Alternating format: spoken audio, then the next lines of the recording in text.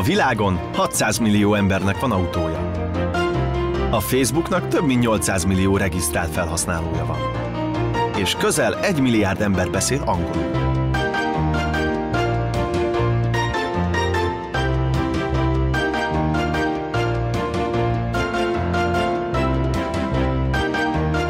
De van valami, ami még inkább közös bennünk. Több mint 3 milliárdan iszunk rendszeresen kávét. Ha kimondjuk kávé, mindenki ugyanarra gondol. Felmérések szerint a felnőtt lakosság 83%-a naponta iszik kávét. Van, aki az instant kávét szereti, és van, aki a lattéért van oda, de az biztos, hogy életünk, napi rutinunk része. A kávéfogyasztók nem felejtik el meginni kávéjukat, és nem akarnak a kávéjukról lemondani.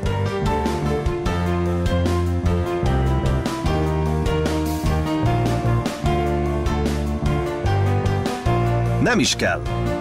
Csak egyetlen dologról kell döntenie. Hajlandó kipróbálni egy másfajta kávét és megérezni a különbséget?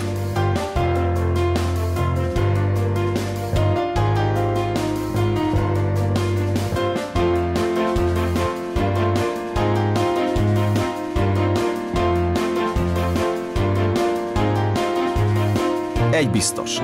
Bárki képes átéléssel beszélni a saját kávézási szokásairól. Legyen bármerre is a világon. Kuala Lumpurtól Dubaig, Velencétől New Yorkig, Párizstól Budapestig. A kávé szeretete összeköt minket. Nincs üzleti befektetés, nincs teljesítményelvárás. Minden kávéfogyasztónak nagyon sok kávéfogyasztó ismerőse van. Facebook, Twitter vagy éppen mobiltelefon. A 21. században a kommunikáció felgyorsult, és a nagy lehetőségek híre különösen gyorsan terjed. És miért ne ragadná meg az alkalmat, ha történetesen épp a kávé rejtené magában a lehetőséget? Legyen szó baráti beszélgetésről vagy üzleti tárgyalásról, egy jó fekete sohasem hiányozhat.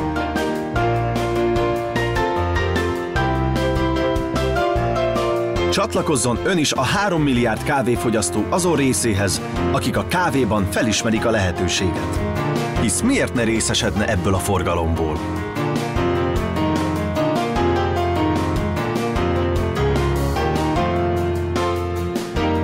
Az igazán nagy üzletek egy jó kávé mellett köttetnek.